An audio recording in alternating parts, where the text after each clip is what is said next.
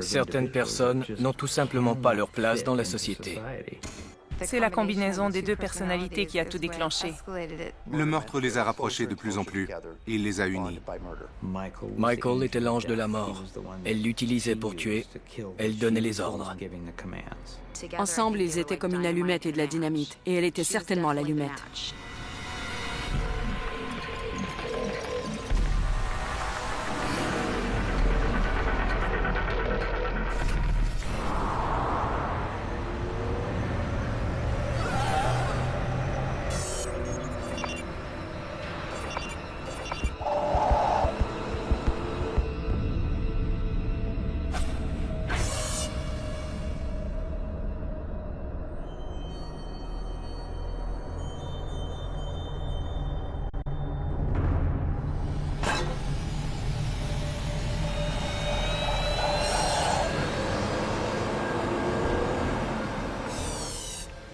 Le 6 mars 1981, les policiers de San Francisco reçoivent l'appel d'un propriétaire d'immeuble affolé.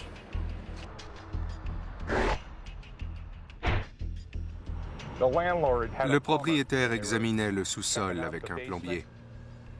Ils sont entrés dans un appartement et ont trouvé Karen Barnes sur le plancher de la cuisine.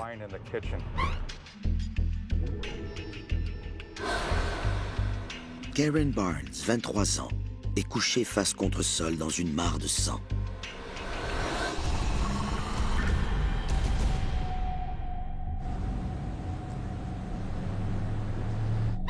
Il semblerait qu'elle dormait sur le plancher lorsqu'elle a été attaquée.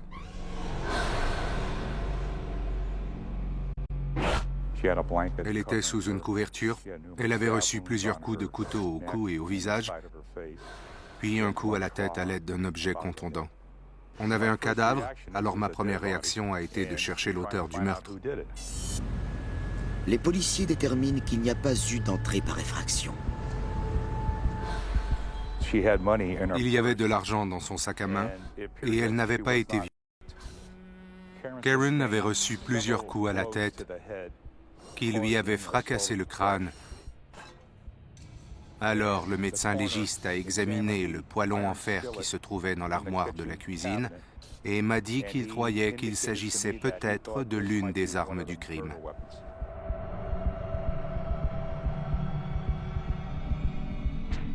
Elle avait reçu environ 12 ou 13 coups de couteau au cou et au visage.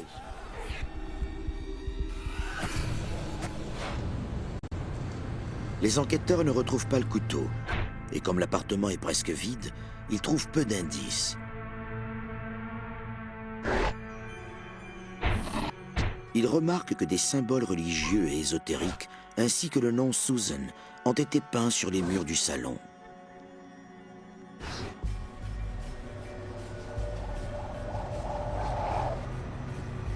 La nouvelle du meurtre de Karen se répand, et ses amis arrivent pour parler aux policiers. Ils affirment qu'elle hébergeait depuis quelques mois un couple de hippies revendeurs de drogue.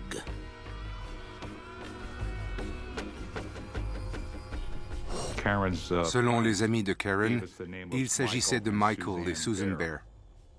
Toutefois, la mère de Karen nous a ensuite dit que leur vrai nom était Michael et Susan Carson.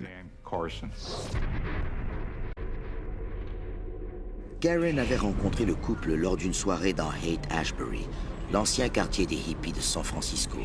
Ils s'étaient tout de suite bien entendus. Karen Barnes était une jeune femme vulnérable qui était attirée par les choses intéressantes et inhabituelles. Et Susan et Michael Carson étaient des personnes intéressantes.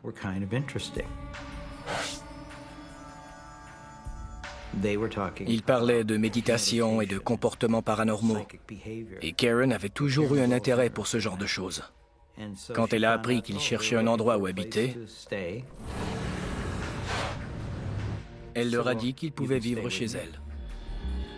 Michael et Susan pratiquent leur propre interprétation étrange de l'islam sous l'influence de drogue qu'ils modifient à leur guise. Ils attirent lentement Karen, qui est naïve et fascinée par le couple. Mais les policiers ignorent où se trouvent ces colocataires excentriques. Et plus les enquêteurs en apprennent à leur sujet, plus il est urgent de les retrouver. Lorsque les gens rencontraient Susan et Michael Carson, ils étaient horrifiés. C'était un couple dangereux qui dégageait quelque chose de négatif. Le couple n'a aucun antécédent judiciaire, qu'ils portent le nom de Bear ou Carson, et rien ne suggère que Susan et Michael soient des meurtriers. Ils étaient des témoins importants et non des suspects. On n'a pas émis d'avis de recherche parce que leur description était trop vague. On s'est penché sur les autres crimes qui avaient été commis dans la région afin de voir s'ils étaient semblables au meurtre de Karen. Susan Bear Carson naît Susan Barnes le 14 septembre 1941 en Arizona. Elle avait eu une enfance de rêve. Son père travaillait à la direction d'un journal et sa mère était à la maison. Elle avait eu tous les avantages d'une enfance dans un milieu privilégié en Arizona. Mais après un moment, Susan semble ne plus s'intéresser aux autres.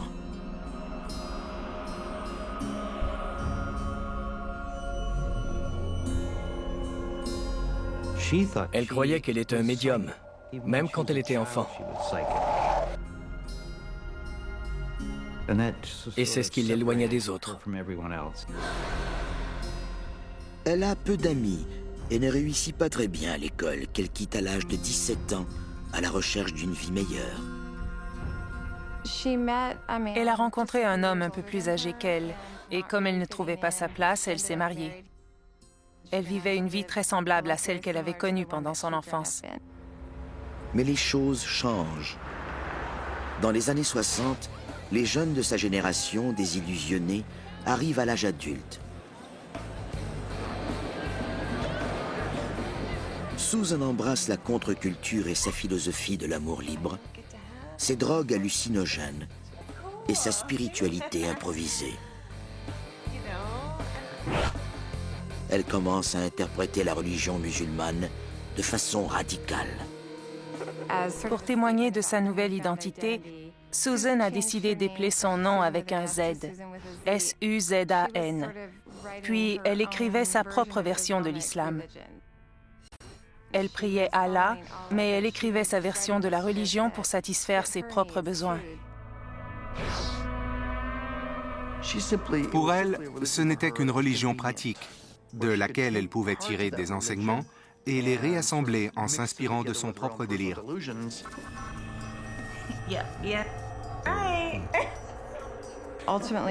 Son mari ne pouvait plus endurer la situation. Elle se rebellait contre lui et ils ont divorcé. Maintenant libérée de son mari, rien n'empêche Susan de se réinventer et de réinterpréter le monde à sa façon.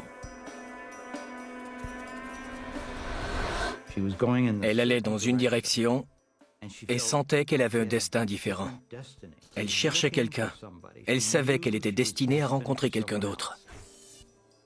Elle avait toujours eu l'impression qu'il lui manquait quelque chose, qu'elle était meilleure que le monde dans lequel elle vivait. À travers sa religion, elle se sentait satisfaite, entre autres parce qu'elle inventait ses propres règles. Elle disait qu'à l'âge de 35 ans, elle avait été touchée par quelque chose. C'était peut-être les drogues, la mescaline ou l'acide qu'elle consommait, mais elle affirmait avoir changé soudainement et commencé à avoir des hallucinations.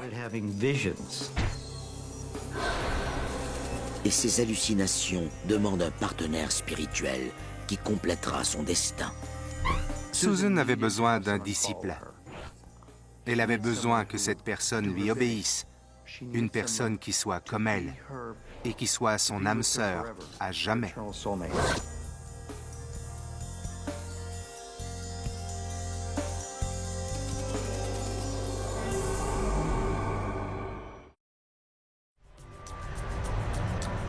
En 1981, à San Francisco, Karen Barnes est brutalement assassinée et ses étranges colocataires Michael et Susan Bear Carson ont disparu.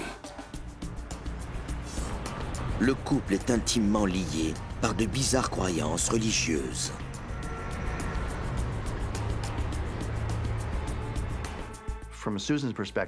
Chez Susan, c'était une combinaison de certains de ses délires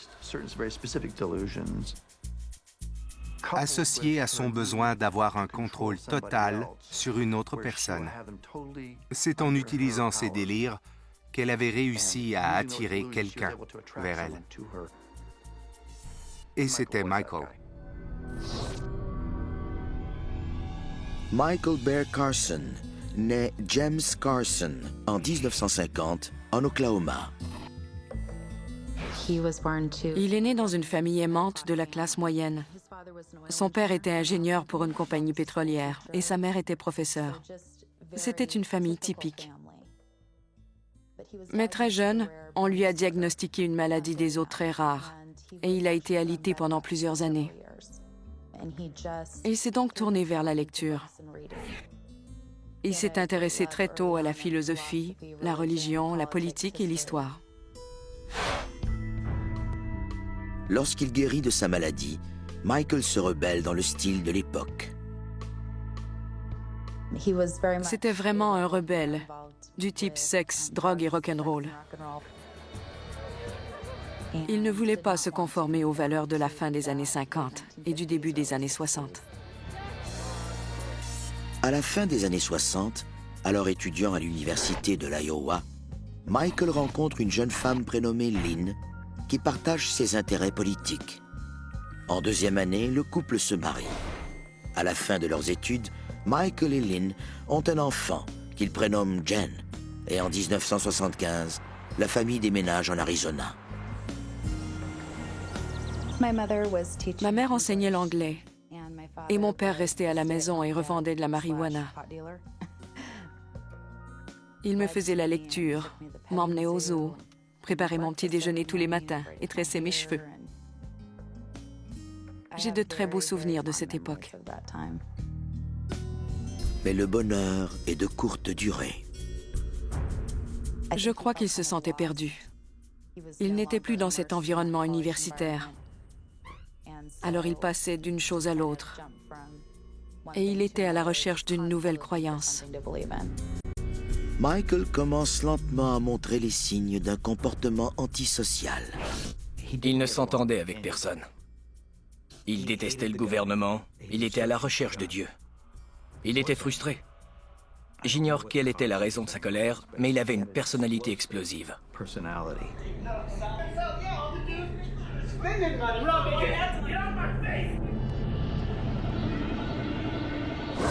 Michael est de plus en plus instable et sa femme perd finalement patience.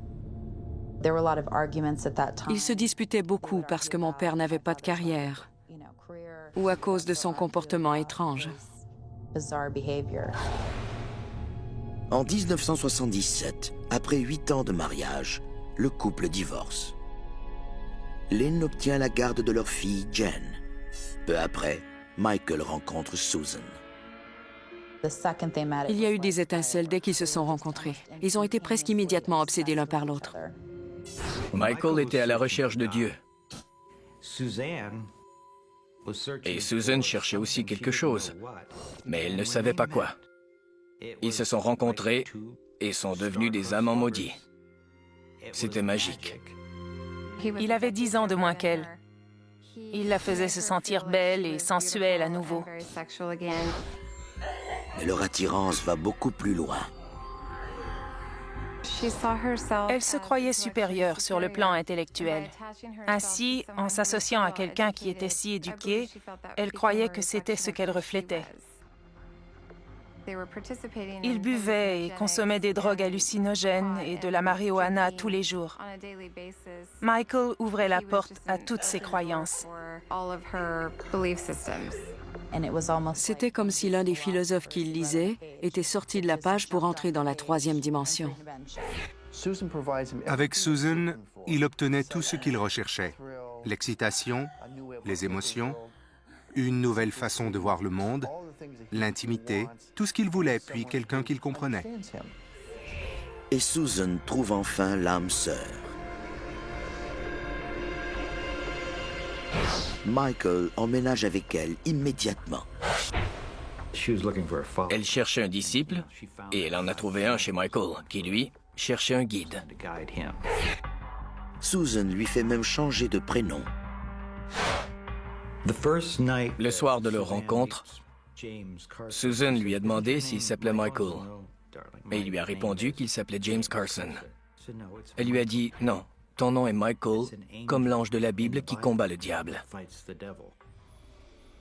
Et son nom est dès lors devenu Michael Carson. En acceptant de changer de nom, il lui montrait qu'il était soumis et qu'il était prêt à oublier son passé pour la suivre. Michael plonge dans le monde de Susan et la convainc que ses hallucinations sont des messages divins. Susan était le prophète et Michael son interprète. Puis, Susan déclare qu'elle a eu une révélation d'Allah. Elle et son nouveau partenaire avaient la mission de faire un voyage en Europe. Ils vendent leurs possessions et voyagent outre-mer à la poursuite d'une illumination spirituelle. Ils commencent également à utiliser le nom Bear. Mon père avait toujours été fasciné par les ours. Je crois que tous les enfants ont des animaux préférés, et mon père aimait les ours. Michael et Susan Bear rentrent aux États-Unis en 1980, plus étranges que jamais. Ils se considéraient comme les guerriers de Dieu musulmans et végétaliens. Ils se créaient un culte dont ils étaient les seuls adeptes.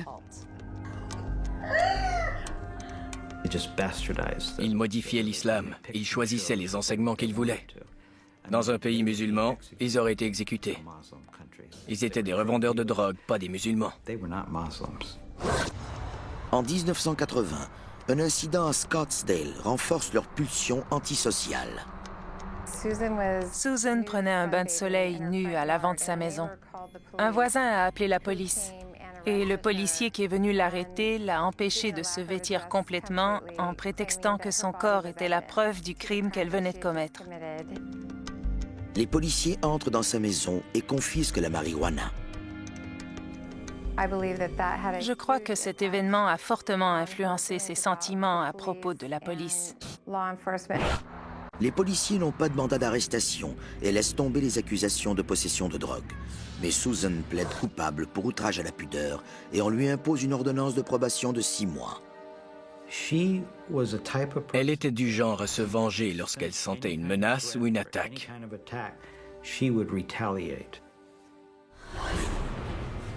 Michael et Susan se rendent en Californie pour commencer une nouvelle vie et choisissent le quartier Haight-Ashbury à San Francisco. Ils n'avaient plus d'argent. Ils avaient tout dépensé lors de leur voyage en Europe. Ils vivent comme des nomades, vendent de la drogue et déménagent constamment sans jamais rester bien longtemps au même endroit.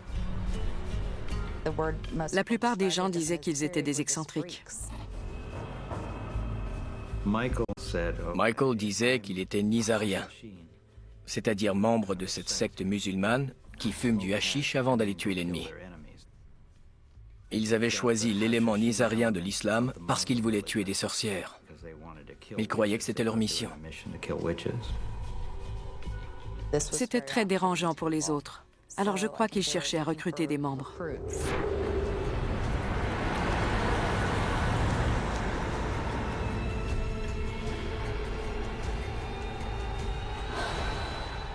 Ils rencontrent Karen Barnes lors d'une soirée. La jeune femme est fascinée par leurs croyances étranges. Elle était un peu comme une groupie. Elle a rencontré les Carson et les a trouvés intéressants. Susan et Michael emménagent dans l'appartement de Karen au sous-sol. Le culte passe de 2 à 3 adeptes, mais pour une brève période seulement. Susan a commencé à dire qu'elle était intimidée par les sorcières et autres démons qui voulaient les détruire, elle et Michael. Elle décide que Karen doit mourir. Karen était une menace pour Susan, parce qu'elle était jeune et séduisante. Susan croyait qu'elle menaçait sa relation avec Michael. Susan convainc Michael que Karen est une sorcière.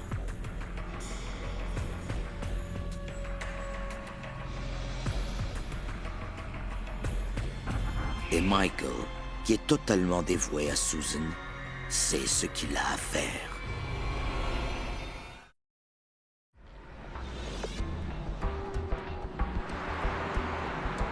En 1981, les policiers de San Francisco sont à la recherche de l'assassin de Karen Barnes.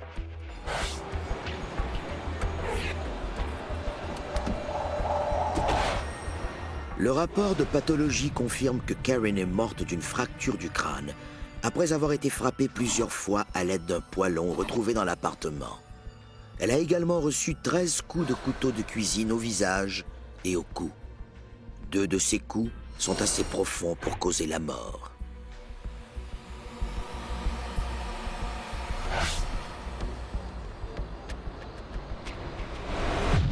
Les enquêteurs passent plusieurs semaines à la recherche d'informations au sujet des étranges colocataires de Karen.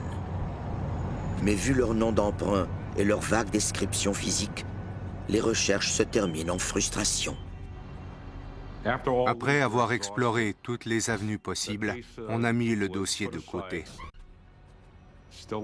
Il était toujours ouvert, mais on avait d'autres cas pressants. Après avoir tué Karen, Susan et Michael ont quitté San Francisco. À partir de ce moment, ils étaient liés l'un à l'autre. L'aventure était commencée et ils ne pouvaient plus revenir en arrière.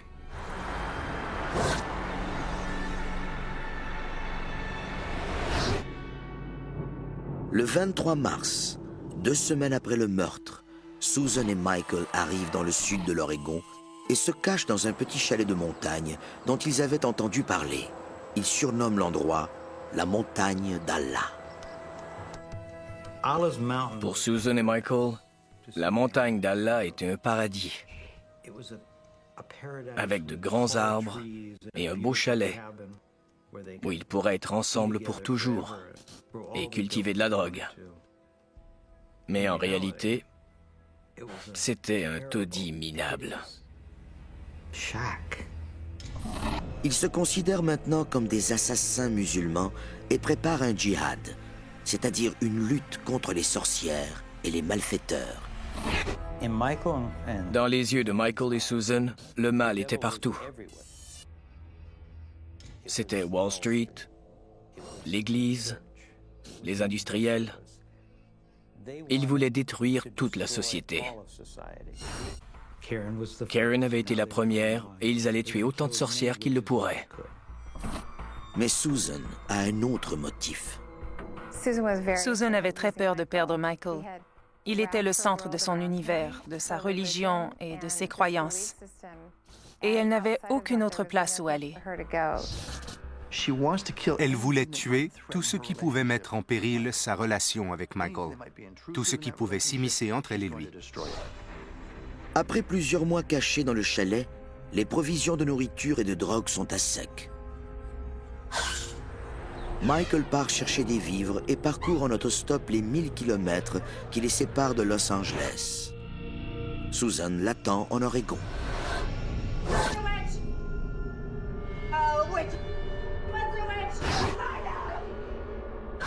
Michael revient quelques semaines plus tard. Susan est affamée et délirante. Elle voit des sorcières partout. Elle considérait qu'une personne était mauvaise ou menaçante ou qu'elle était une sorcière potentielle pour des raisons tout à fait aléatoires.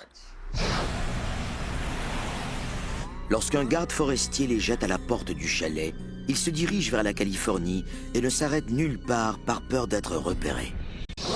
Le 22 mai 1981, un homme embarque Susan et Michael et les laisse habiter dans une maison dans un arbre, situé sur un terrain qu'il possède dans la région sauvage de Ventana. Mais il regrette sa décision quelques jours plus tard. Susan avait maintenant un sourire et un rire presque maniaque. Elle riait ou souriait aux moments les plus inappropriés. Ainsi, même leur façon de parler devenait très bizarre. Je crois que les gens les trouvaient déconcertants. Lorsque l'homme leur demande de quitter l'endroit, il en paye le prix. Susan a dit à Michael qu'il devait confronter l'homme, qu'on ne pouvait les chasser de cette façon. Le couple dévalise sa maison. Susan a dit à Michael, « Voici un revolver. Ta récompense pour avoir obtenu tes ailes et être devenu un ange d'Allah. Allah te donne ce revolver. »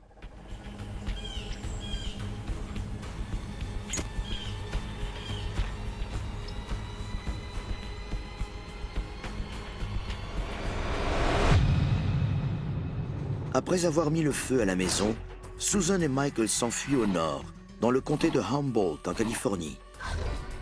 En mai 1982, environ un an après le meurtre de Karen, le couple est engagé sur une plantation de marijuana.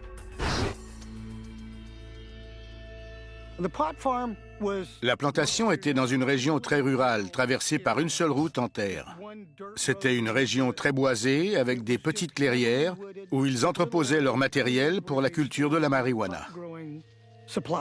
En travaillant à la plantation, Susan et Michael espèrent pouvoir se fondre dans cette communauté recluse et hors la loi. Ils couchaient dans une camionnette Volkswagen qu'ils avaient nettoyée. C'est là qu'ils habitaient.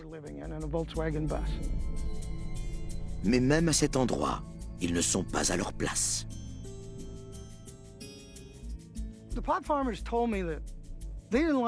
Les cultivateurs de marijuana m'ont dit qu'ils n'aimaient pas beaucoup Michael et Susan, parce qu'ils étaient, selon eux, un peu fous.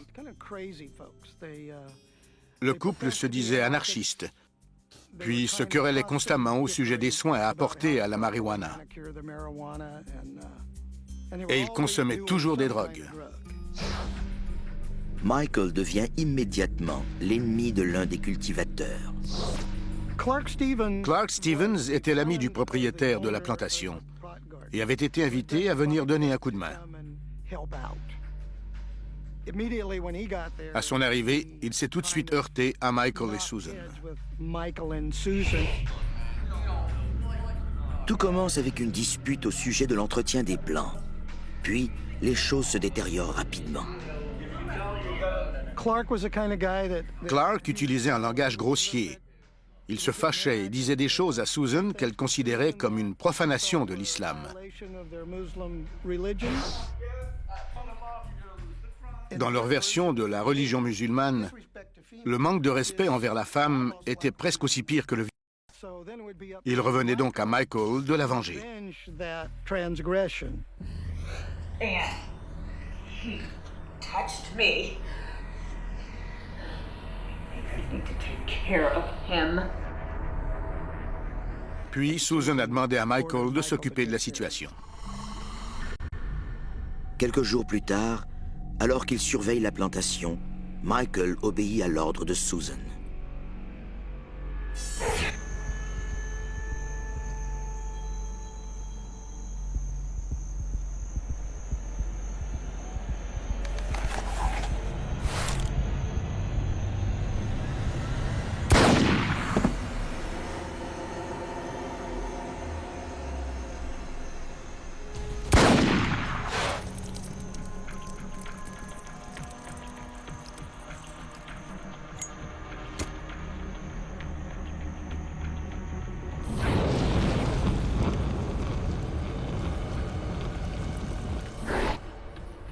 Le 17 mai 1982, les autorités locales reçoivent un appel étrange des cultivateurs.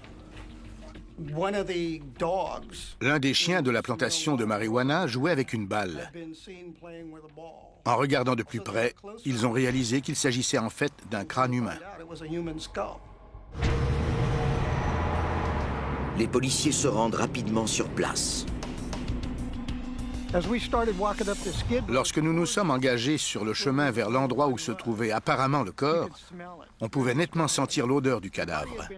On y avait mis le feu avec du kérosène, et comme il n'était pas totalement brûlé, on l'avait ensuite recouvert avec du fumier de poulet qui servait à fertiliser les plants de marijuana.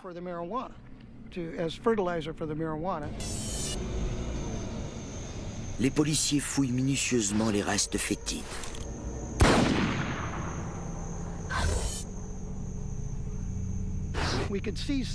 On voyait encore des os, et juste en dessous d'une grande quantité d'eau, nous avons trouvé son portefeuille. Nous avions donc ses pièces d'identité, sa photo et son nom.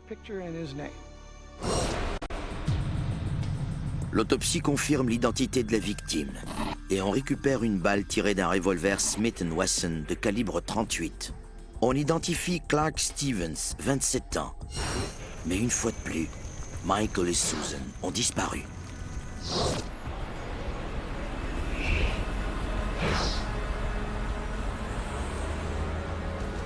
Je crois que ce sont de mauvaises personnes. Ils n'ont pas d'âme. Soul.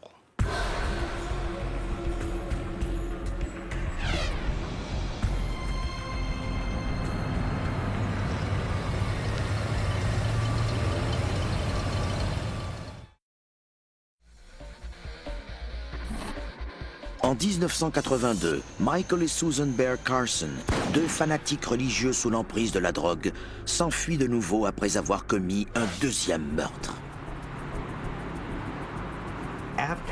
Après avoir assassiné Clark Stevens, Susan et Michael se sont enfuis vers l'autoroute. Ils se rendent dans le comté de Trinity, en Californie, 2 heures à l'est de la plantation de marijuana. Le jour suivant, ils paniquent lorsqu'ils rencontrent l'équipe du shérif du comté de Trinity qui est à la recherche d'un randonneur disparu. Michael et Susan croyaient que c'était eux que l'on recherchait pour meurtre. Alors ils ont laissé tomber leur sac et ont dévalé la colline. Ils croyaient que les policiers étaient juste derrière eux, mais ils ne l'étaient pas. Michael est parti vers Los Angeles et Susan s'est enfoncée dans la forêt.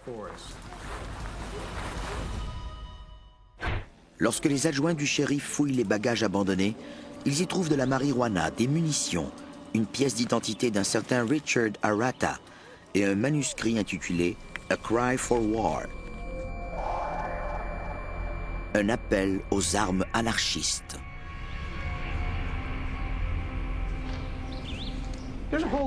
Il y a toute une culture qui déteste le gouvernement et la population. Le meurtre n'est rien pour ces gens, s'ils ont l'impression qu'il est justifié par leurs croyances. Michael Bear est l'auteur du manifeste « A Cry for War », qui contient une liste de personnalités à abattre. Ils croyaient que Dieu voulait qu'ils assassinent Ronald Reagan et Johnny Carson parce que leur prénom et leur nom de famille comptaient 6 lettres, 666. Ils faisaient un lien avec une croyance religieuse ou philosophique. J'avais déjà eu affaire à des anarchistes. C'était le genre de choses qu'ils écrivaient.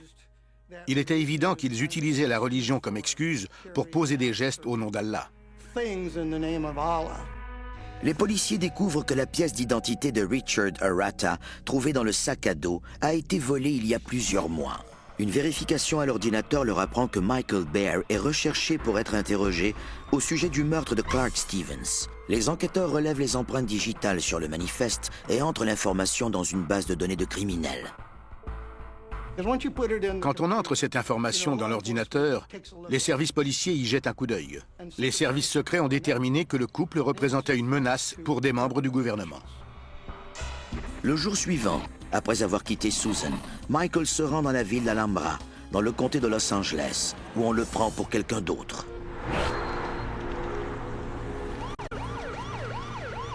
Il ressemblait à un suspect qui était recherché pour viol.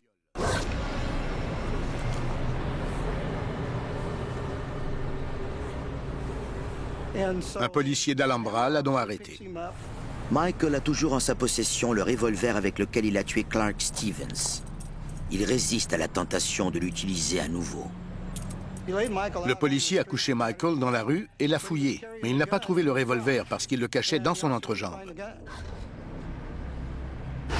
Le policier l'emmène au poste pour l'interroger. Michael cache l'arme sous le siège arrière de l'autopatrouille. On le questionne pendant 1 heure. Michael prétend qu'il se nomme Richard Arata, comme sur la pièce d'identité volée. Mais les policiers d'Alhambra ne vérifient pas la base de données de criminels reliés au trafic de stupéfiants et ne savent donc pas qu'il utilise un faux nom. C'était simplement un manque de communication. Ils n'ont pas su que nous le recherchions dans une affaire d'homicide. Michael reste calme. Ils l'ont pris en photo et lui ont fait remplir des documents judiciaires. Les policiers envoient une télécopie de la photo de Michael à la victime du à l'hôpital. On leur a répondu que Michael n'était pas le Alors il a été relâché. Lorsque les policiers du quart de travail suivant sont arrivés au poste, un nouvel officier a soulevé le siège arrière de l'autopatrouille, comme il se doit, et il a découvert le revolver. Après avoir trouvé le revolver, les policiers émettent un avis de recherche pour retracer Richard Arata, le faux nom que Michael utilise.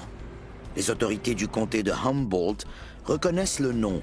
Les cultivateurs de marijuana et l'équipe de recherche identifient la photo d'identité judiciaire de Michael Bear Carson. Nous avions le revolver. Nous avons regardé la photo et ça ressemblait à notre homme. Nous avons envoyé le revolver au laboratoire et avons découvert que la balle trouvée dans le crâne de Clark Stevens avait été tirée avec cette arme. La balistique a établi qu'il s'agissait de l'arme du crime. Nous étions donc convaincus qu'ils étaient les meurtriers. Le 23 mai, une semaine après la découverte du corps de Clark Stevens, les meurtriers se retrouvent. Susan et Michael Carson se sont retrouvés à Sonora, sur la route de Phoenix Lake, leur point de rencontre en cas de séparation. Au grand malheur de Michael, les hallucinations de Susan les conduisent aux quatre coins de l'État pendant plusieurs mois. Bien qu'elle en était maintenant la seule adepte, elle utilisait sa religion pour effrayer et intimider Michael afin qu'il reste avec elle. Ils arrivent enfin chez un ami à Portland, en Oregon, et une fois de plus, ils abusent de l'hospitalité de leur hôte. N'en pouvant plus des divagations religieuses de Susan, ils les jettent à la porte. Mais Michael vole d'abord son pistolet de calibre 38. Ils étaient coincés quelque part au centre de la vallée, et personne ne les prenait en autostop. Ils allaient vers le sud, et une camionnette qui roulait vers le nord a fait demi-tour pour les embarquer.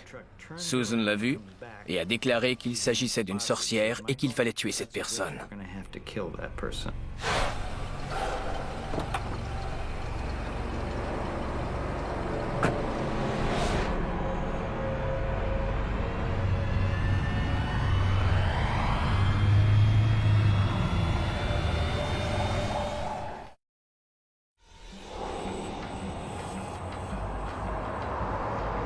En 1983, les policiers de San Francisco et du comté de Humboldt en Californie sont à la recherche de Michael et Susan Bear Carson, deux meurtriers en série qui sont en fuite et prêts à tuer à nouveau.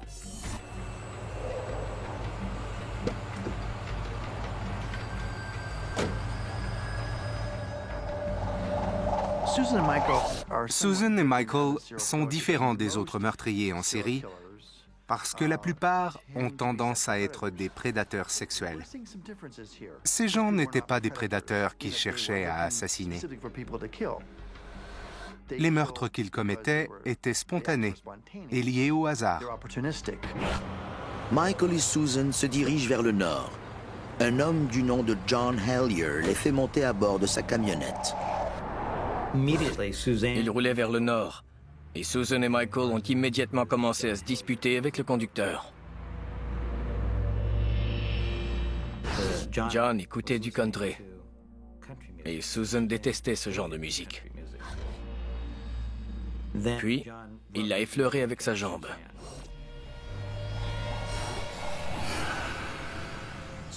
Au moment d'emprunter l'échangeur, Susan s'est avancée et a regardé Michael.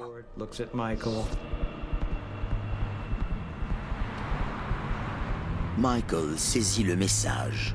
Il obéit à Susan.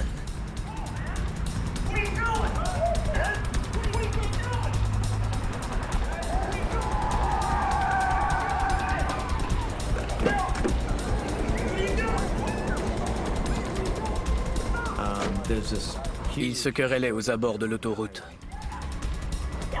C'était toute une scène. Ça a duré une dizaine de minutes.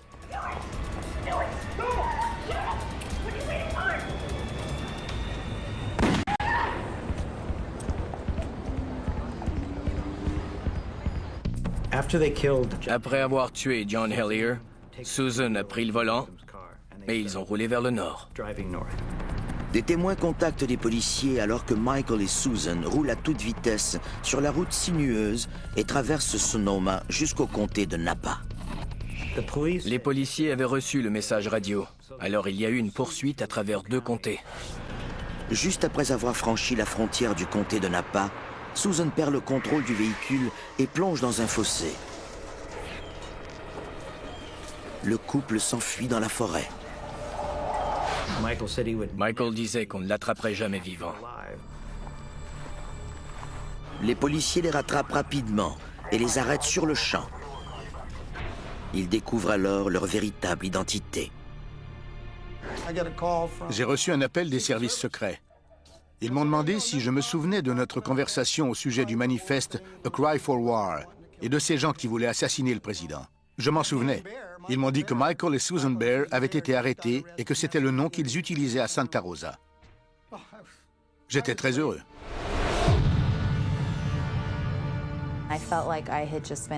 C'était comme si j'avais reçu une tonne de briques. Mon père était mon idole. Et je croyais qu'un jour, il reviendrait et que tout serait comme avant. Lors des procédures préparatoires au procès, c'est Michael qui prend la parole. Il admet avoir tué Clark Stevens et John Hellyer dans un acte de légitime défense. Susan refuse de parler, que ce soit en cours ou à son avocat. C'était vraiment inhabituel. Je n'avais jamais eu de cas où une personne qui avait droit de parole refusait de parler. Quand elle est entrée dans la pièce, j'ai ressenti sa présence à une quinzaine de mètres à travers la salle du tribunal. J'en avais des frissons. Cette femme avait quelque chose de terrifiant. Michael était de toute évidence inquiet par le peu de publicité qu'il recevait, parce qu'ils étaient dans cette petite ville de Santa Rosa, à environ 80 km au nord de San Francisco.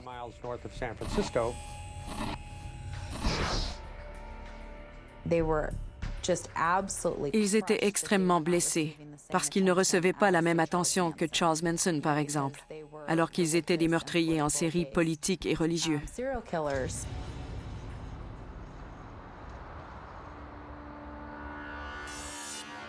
Michael envoyait des lettres au journal San Francisco Chronicle et demandait « Combien de gens devons-nous tuer pour que vous écriviez à notre sujet ?»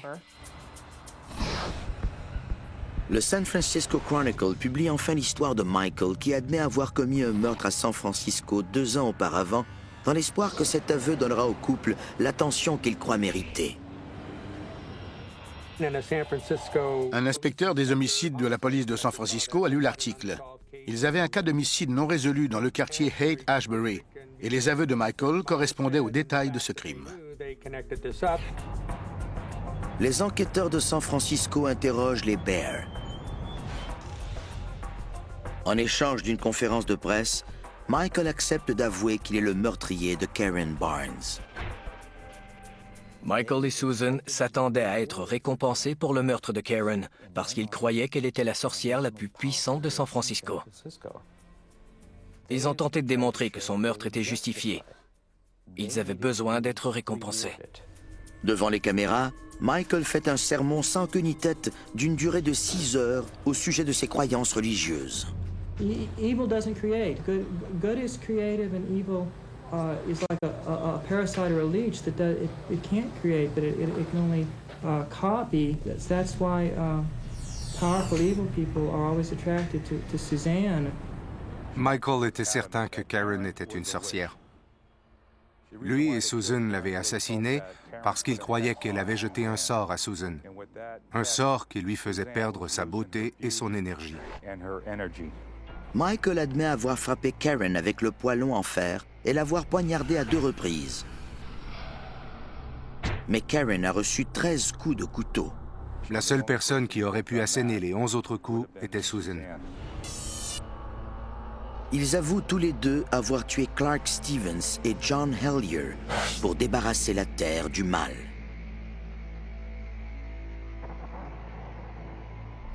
Le 23 octobre 1983, les psychiatres déterminent que le couple est apte à subir son procès pour le meurtre de Karen Barnes. Je ne pense pas que Michael croyait vraiment qu'il se défendait contre des sorcières. Susan croyait symboliquement que c'était ce qu'elle faisait à cause de ses hallucinations. Elle n'était pas aliénée. Elle savait distinguer le bien du mal. Elle savait qu'il était mal de tuer ces gens. En juin 1984, le procès pour le meurtre de Karen Barnes débute à San Francisco.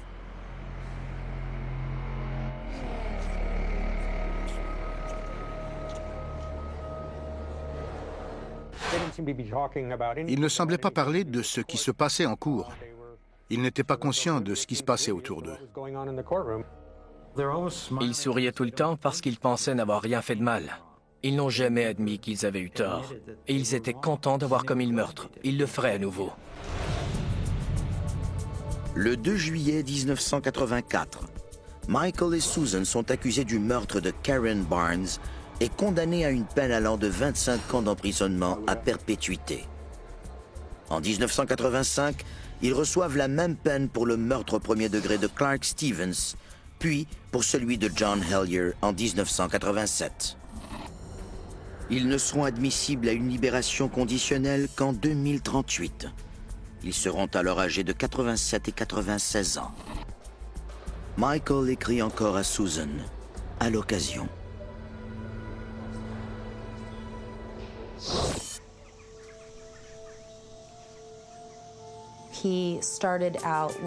Il avait un si bel avenir. Mais il a pris cette autre direction qui a conduit à la mort de tous ces gens et qui a mis fin à sa propre vie aussi. On ne pense pas à la famille des criminels violents. Mais l'enfant d'un criminel est lui aussi une victime. J'ai longtemps ressenti de la colère et de la haine. À présent, je ne ressens que de la tristesse. C'est la combinaison de Michael et de Susan qui a fait naître ce duo meurtrier. Michael avait besoin d'être dirigé et Susan avait besoin d'un ange de la mort.